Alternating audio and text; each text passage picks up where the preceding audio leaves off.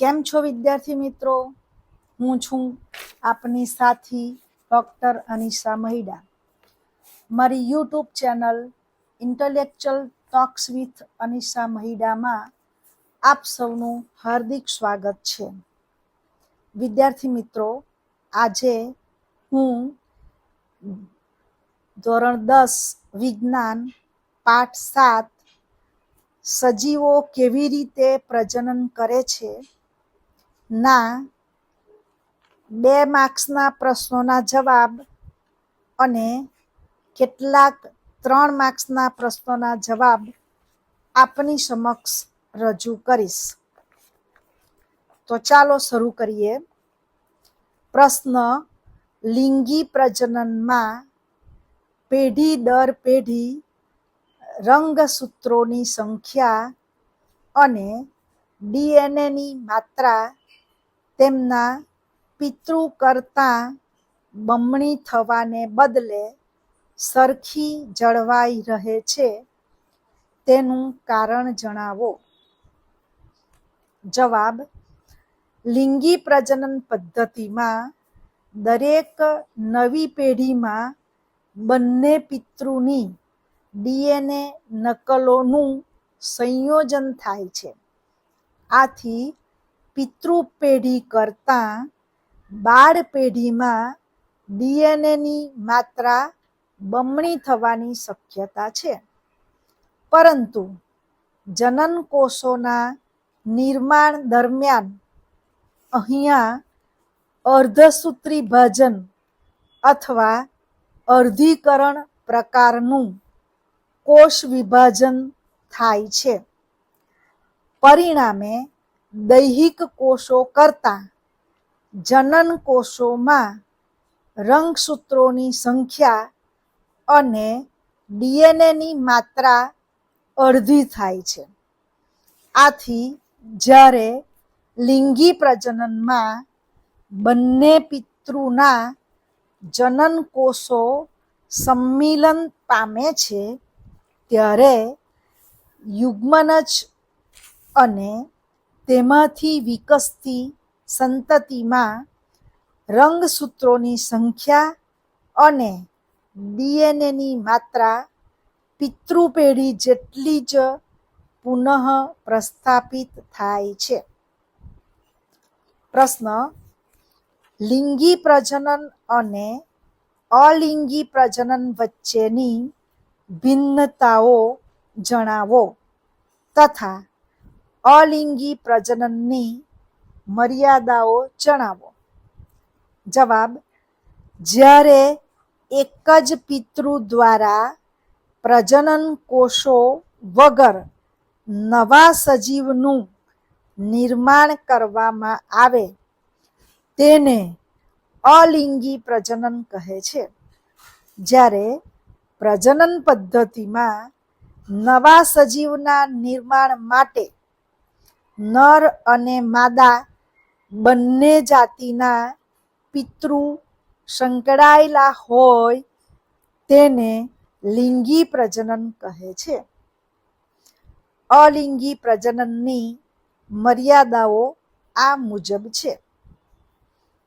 પ્રથમ, સજીવો સરળતાથી અનુકૂલિત થતા નથી. નેક્સ્ટ, તેમાં બાળ સજીવોનું નિર્માણ ઝડપથી અને મોટી સંખ્યામાં થાય છે. નેક્સ્ટ, વસવાટ સ્થાન ઝડપથી ભરાઈ જાય છે. નેક્સ્ટ, વારસામાં એક જ પિતૃના લક્ષણો પ્રાપ્ત થાય છે. નેક્સ્ટ, તેમાં વિવિધતા સર્જાતી નથી. નેક્સ્ટ, વસ્તીનું નિયંત્રણ થઈ શકતું નથી. પ્રશ્ન: અલિંગી પ્રજનનની તુલનામાં લિંગી પ્રજનનથી શું લાભ થાય છે? જવાબ: અલિંગી પ્રજનનની તુલનામાં લિંગી પ્રજનનથી નીચેના લાભ થાય છે. પ્રથમ, અલિંગી પ્રજનનથી ભિન્નતાઓ સર્જાતી નથી, જ્યારે લિંગી પ્રજનનમાં નર અને માદા પિતૃના અનુક્રમે નર અને માદા જનનકોષ સંમિલન પામી ફલિતાંડની રચના કરે છે. આમ સંતતિ કે બાળ પેઢીને બે જુદા જુદા પિતૃના ડીએનએ પ્રાપ્ત થતાં ભિન્નતા જોવા મળે છે. નેક્સ્ટ, અલિંગી પ્રજનન દ્વારા વારસામાં એક જ પિતૃના લક્ષણો પ્રાપ્ત થાય છે, જ્યારે લિંગી પ્રજનન નર અને માદા વચ્ચે થતું હોવાથી સંતતિમાં બંને પિતૃના લક્ષણો જોવા મળે છે. પ્રશ્ન, લિંગી પ્રજનન કરતા સજીવોની સરખામણીમાં કેવી રીતે પેઢી દર પેઢી રંગસૂત્રોની સંખ્યા અને ડીએનએની માત્રા ચોક્કસ જાળવી રાખવામાં આવે છે? જવાબ, લિંગી પ્રજનન કરતા સજીવોમાં ડીએનએના સંકલનની પ્રતિકૃતિ બનવાની હોય તો દરેક સંતતિ પાસે પિતૃ પેઢી કરતાં બમણા ડીએનએ થઈ જાય.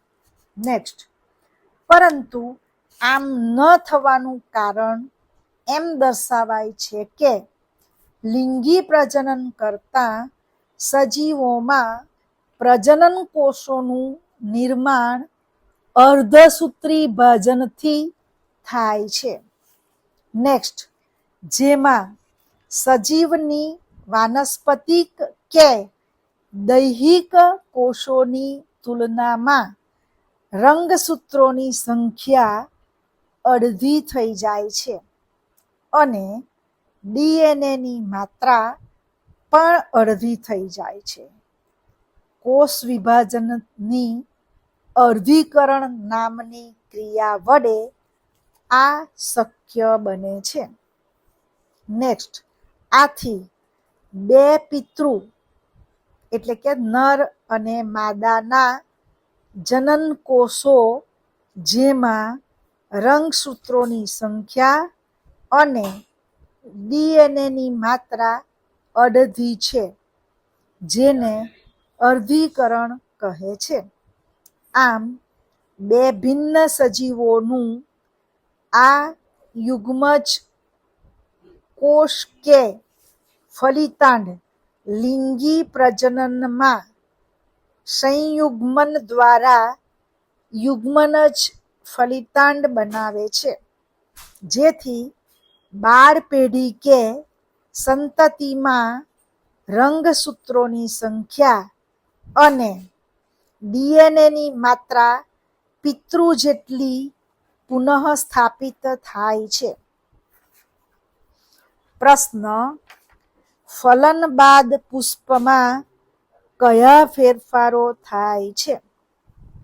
જવાબ, ફલન પછી યુગ્મનજમાં અનેક વિભાજન થાય છે અને અંડકમાં ભ્રૂણ વિકાસ પામે છે. અંડક કે બીજાંડમાંથી એક સખત આવરણ વિકાસ પામે છે, તેથી બીજ બને છે. અંડાશય ઝડપી વૃદ્ધિ પામી પરિપક્વ થઈને ફળમાં પરિણમે છે. આ સમયગાળા દરમિયાન વજ્રપત્ર, દલપત્રો, પુંકેસર, પરાગવાહિની તેમજ પરાગાસન કરમાઈને ખરી પડે છે. પ્રશ્ન, લૈંગિક પરિપક્વતા સંદર્ભે તરુણો એટલે કે કિશોરો દબાણ અનુભવે છે? સમજાવો.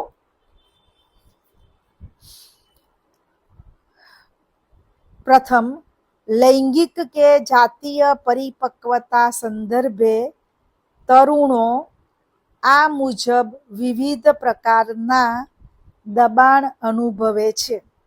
નેક્સ્ટ, વ્યક્તિ ઈચ્છતી હોય કે ન ઈચ્છતી હોય, પરંતુ મિત્રો દ્વારા ચોક્કસ પ્રવૃત્તિમાં ભાગ લેવાનું દબાણ હોય છે. નેક્સ્ટ,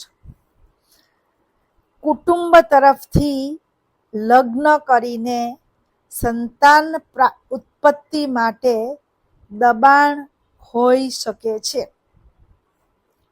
નેક્સ્ટ, સરકારી સંસ્થાઓ તરફથી બાળકો ન થવા દેવા માટેનો પ્રસ્તાવ હોઈ શકે છે. નેક્સ્ટ, મૈથુન ક્રિયા એટલે કે જાતીય સમાગમ દરમિયાન પોતાની ક્ષમતા દર્શાવવાનું દબાણ હોઈ શકે છે. નેક્સ્ટ, આમ લૈંગિક પરિપક્વતા એક ક્રમિક પ્રક્રિયા છે અને તે સમયે શારીરિક વૃદ્ધિ પણ થતી હોય છે. તેથી આંશિક સ્વરૂપમાં લૈંગિક પરિપક્વતાનો અર્થ પ્રજનન ક્રિયા તેમજ ગર્ભધારણ માટે વ્યક્તિનું શરીર અથવા મન યોગ્ય થયેલું છે એવું કહી શકાય નહીં. પ્રશ્ન, ગર્ભનિરોધક યુક્તિઓ કે સાધનો અપનાવવામાં કયા કારણ હોઈ શકે છે? અથવા આ જ પ્રશ્ન બીજી રીતે, ગર્ભનિરોધક સાધનો વાપરવાથી કયા ફાયદા જોવા મળે છે? જવાબ, ગર્ભનિરોધક સાધનોના ઉપયોગથી નીચે મુજબ ફાયદા જોવા મળે છે. પહેલું, ગોનોરિયા, અલ્પવિરામ સિફિલિસ અને મસા જેવા જાતીય રોગ સામે રક્ષણ મળે છે. નેક્સ્ટ, સંતતિ નિયમનમાં મદદરૂપ થાય છે. નેક્સ્ટ, બાળકોના જન્મ વચ્ચે સમયગાળો રાખી શકાય છે, એટલે કે બે સંતતિઓ વચ્ચે ચોક્કસ સમયગાળો રાખી શકાય છે. નેક્સ્ટ, જાતીય સમાગમ આનંદમય બનાવે છે. નેક્સ્ટ, પ્રજનનિક સ્વાસ્થ્ય પણ સારું રહે છે. નેક્સ્ટ, વધતી જતી વસ્તી અટકાવી શકાય છે. પ્રશ્ન, ગર્ભાવસ્થા અટકાવવા માટે ગર્ભ નિરોધક ગોળીઓ કઈ રીતે મદદરૂપ થાય છે? જવાબ, ગર્ભાવસ્થા અટકાવવા માટે ગર્ભ નિરોધક ગોળીઓનો ઉપયોગ થાય છે. સ્ત્રી દ્વારા ગર્ભ નિરોધક ગોળીઓનો ઉપયોગ થાય છે. આ ગોળીઓમાં પ્રોજેસ્ટેરોન અંતઃસ્ત્રાવનું મિશ્રણ હોય છે. તેની અસરથી અંડકોષનું પરિપક્વન અટકાવાય છે. તેથી અંડપિંડમાંથી અંડકોષ મુક્ત થતો નથી. આથી ફલન થતું નથી. આમ ગર્ભનિરોધક ગોળીઓ ગર્ભાધાન અટકાવવામાં મદદરૂપ છે. પ્રશ્ન, આપણા દેશમાં શિશુ લિંગ ગુણોત્તર તીવ્રતાથી ઘટી રહ્યો છે? સમજાવો. જવાબ: શસ્ત્રક્રિયાની મદદથી અવાંછિત ગર્ભને દૂર કરાવવામાં આવે છે, જેનો મહત્તમ દુરુપયોગ લોકો દ્વારા થાય છે, જેઓ કોઈ વિશિષ્ટ પ્રકારની જાતિના નવજાત શિશુને ઈચ્છતા નથી.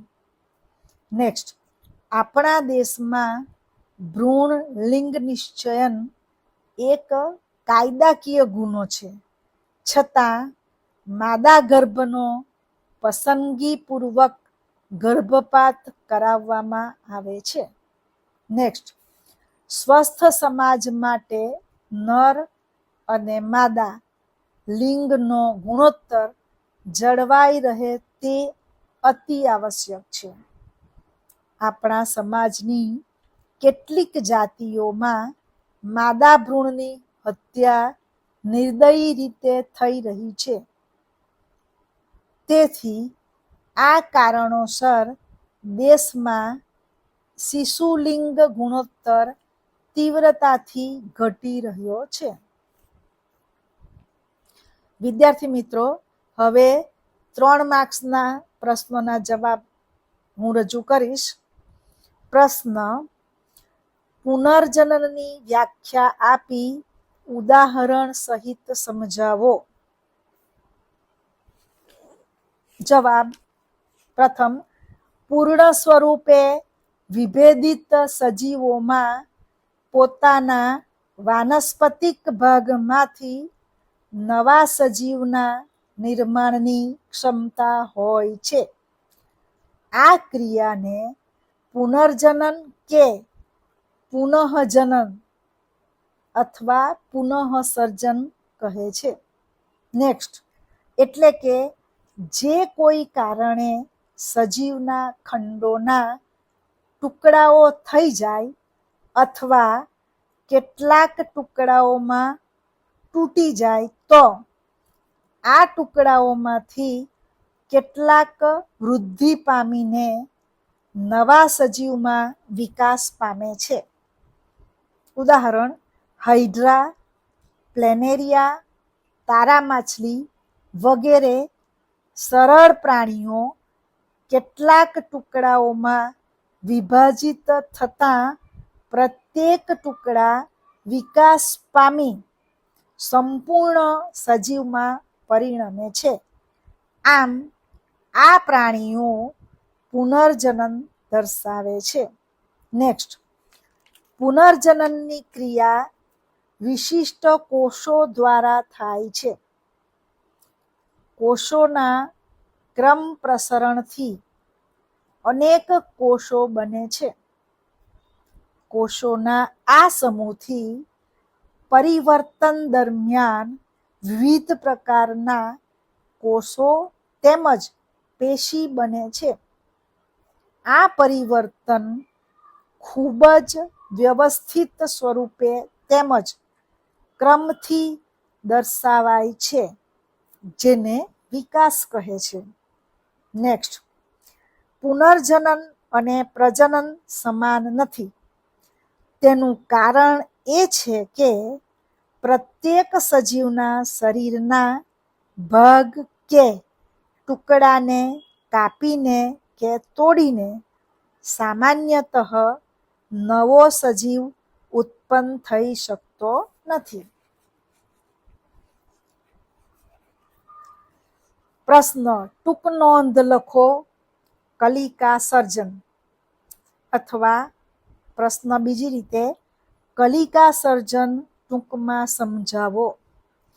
મિત્રો, આ પ્રશ્ન બોર્ડની પરીક્ષામાં ઓગસ્ટ 2020માં અને જુલાઈ 2022માં પૂછાયેલો છે. જવાબ: ઈસ્ટમાં નાની કલિકા જેવી બાહ્ય વૃદ્ધિ પામેલી સંરચના કોષ સપાટી પરથી અલગ પડે છે અને સ્વતંત્ર સજીવ તરીકે વૃદ્ધિ પામે છે. કેટલીક વખત આ પ્રક્રિયા 3 થી 4 વખત સતત થતા શૃંખલામય વસાહત રચાય છે, જે કલિકા સર્જન દ્વારા પૂર્ણ વિકાસ પામી પિતૃ શરીરથી અલગ થઈ સ્વતંત્ર જીવ એટલે કે પ્રાણી ઈષ્ટ બને છે. નેક્સ્ટ, આ જ રીતે હાઇડ્રા કેટલાક નીચલી કક્ષાના પ્રાણીઓ કલિકા સર્જન માટે પુનર્જનનની ક્ષમતાવાળા કોષોનો ઉપયોગ કરે છે. હાઇડ્રામાં શરીરની બહારની સપાટી પર કોષોનું વારંવાર વિભાજન થવાને કારણે એક સ્થાન ઉપસી આવે છે. તે ભાગ એટલે કે ઉપસેલો ભાગ વિકાસ પામે છે. આ ઉપસેલો ભાગ કલિકા છે.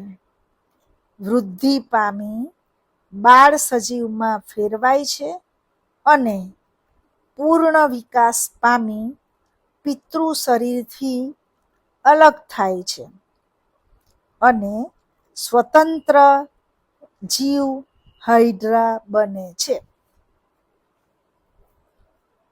પ્રશ્ન: કોષ વિભાજન ફક્ત ડીએનએ પ્રતિકૃતિના સર્જન પૂરતું નથી, શા માટે?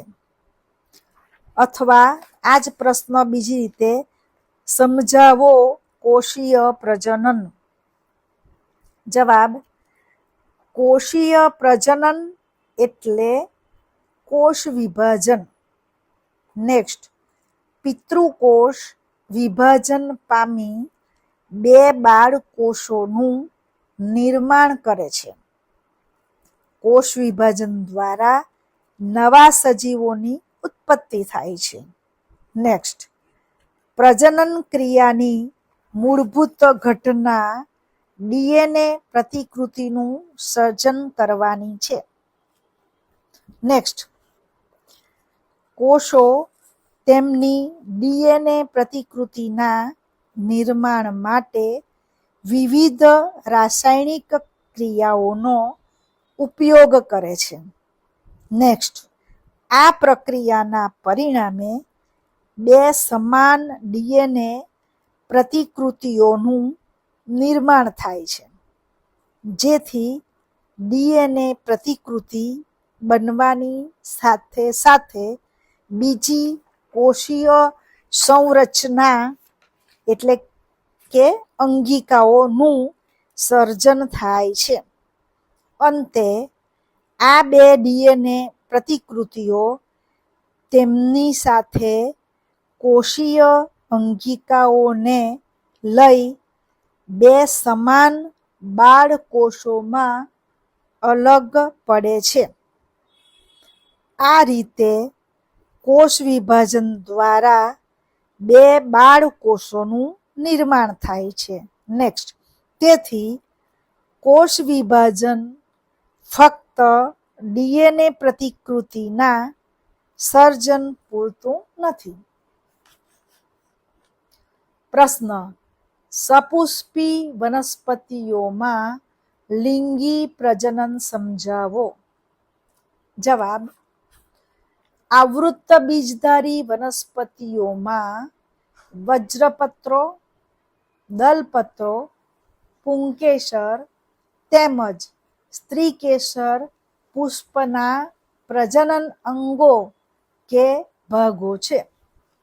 નેક્સ્ટ, પુંકેસર નર જનનાંગ છે, જેના દ્વારા પરાગરજનું નિર્માણ થાય છે, જે સામાન્ય રીતે પીળા રંગની હોય છે, જ્યારે સ્ત્રીકેસર માદા જનનાંગ છે, જે પુષ્પના કેન્દ્રસ્થ ભાગે આવેલું હોય છે, જે 3 ભાગોથી બનેલું હોય છે.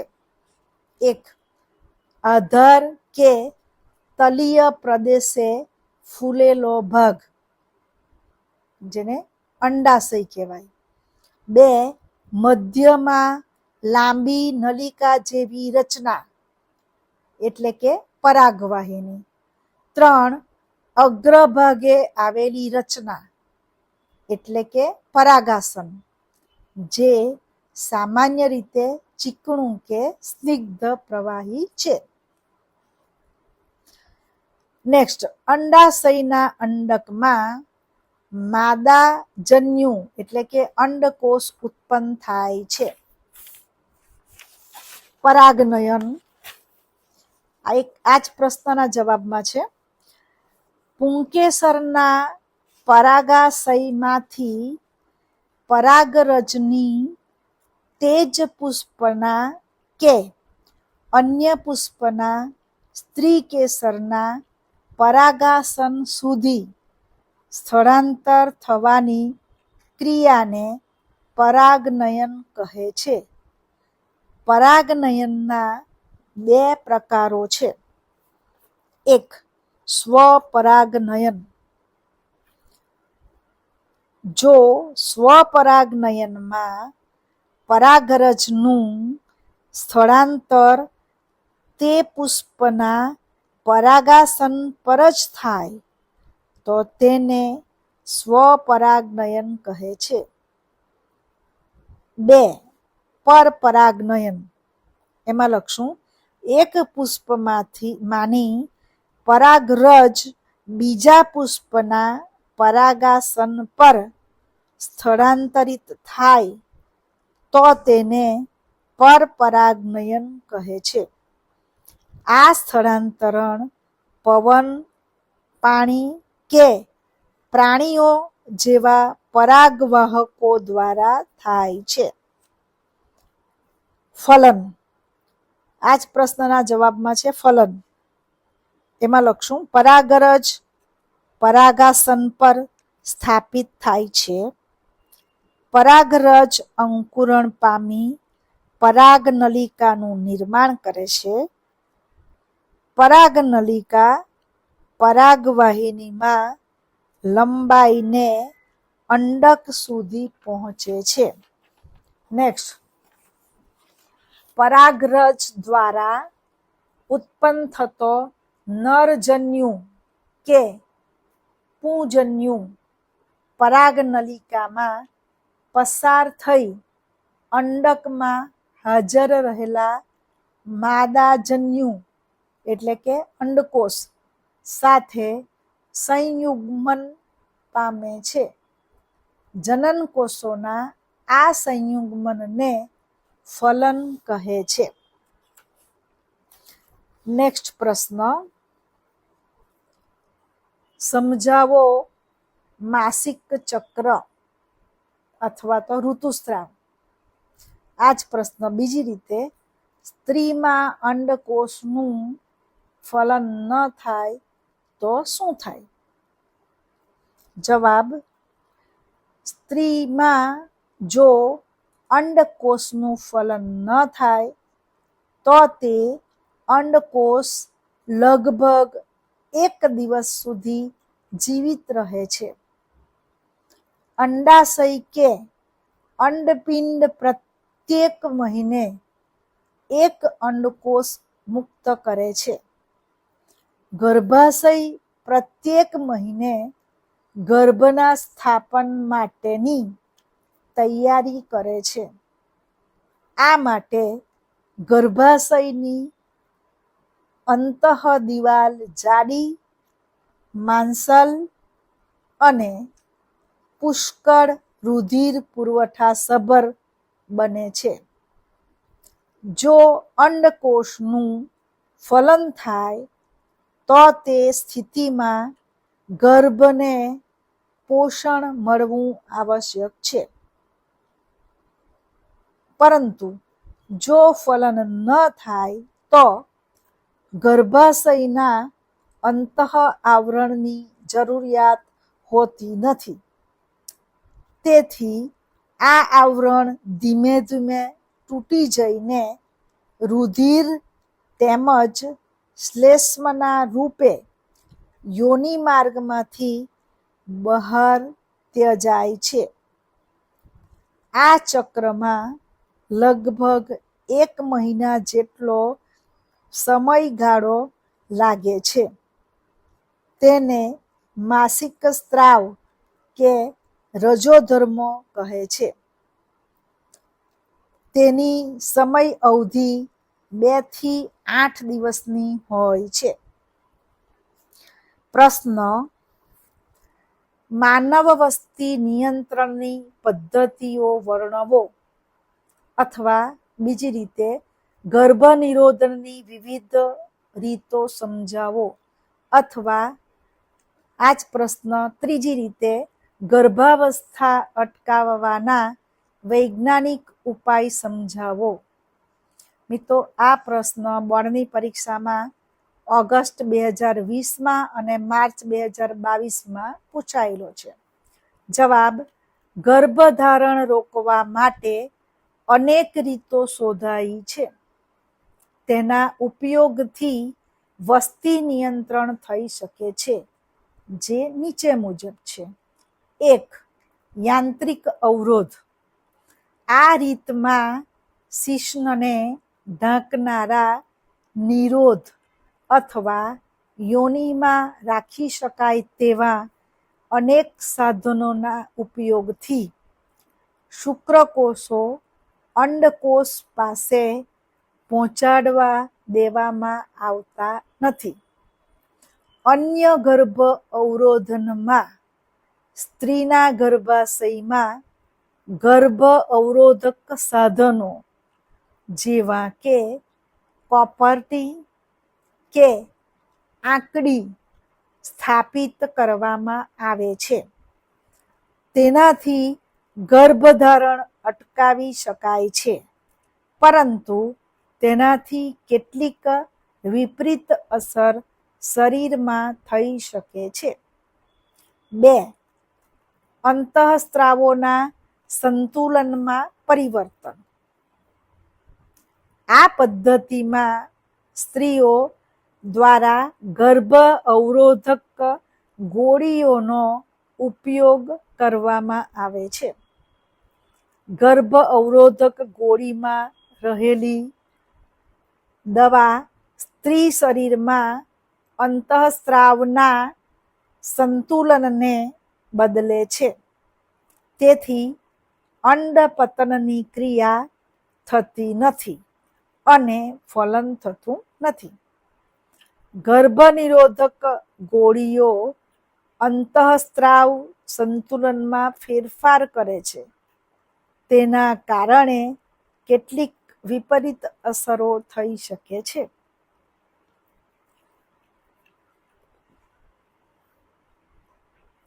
ત્રીજું, શસ્ત્રક્રિયા તકનીક. એમાં લખીશું: પુરુષની શુક્રવાહિનીઓને અવરોધી શુક્રકોષોનું સ્થળાંતર અટકાવવામાં આવે છે.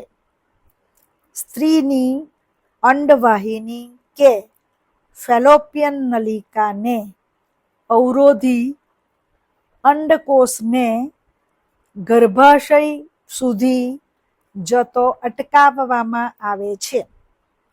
આ બંને સ્થિતિમાં ફલન થતું નથી. શસ્ત્રક્રિયાની તકનીક દ્વારા આ પ્રકારના કાયમી અવરોધ મેળવી શકાય છે. શસ્ત્રક્રિયાથી તકનીક ભવિષ્ય માટે સંપૂર્ણતઃ સુરક્ષિત છે, પરંતુ સાવચેતી વગર થયેલી શસ્ત્રક્રિયાથી સંક્રમણ અથવા બીજી અનેક સમસ્યાઓ ઉત્પન્ન થઈ શકે છે. તો મિત્રો, અહીં આપણા 3 માર્કના પ્રશ્નોના જવાબ પૂર્ણ થાય છે. હવે પછીના ઓડિયોમાં આપણે 4 માર્ક્સના પ્રશ્નોના જવાબ આપની સમક્ષ હું રજૂ કરીશ. તો મિત્રો, આજનો ઓડિયો તમને ગમ્યો હોય તો લાઈક અને શેર કરાવશો, અને જો મારી ચેનલને સબસ્ક્રાઈબ ન કરી હોય તો સબસ્ક્રાઈબ કરાવશો, કે જેથી હવે પછીના ઓડિયો આપ સમક્ષ પહોંચી શકે. Thank you very much.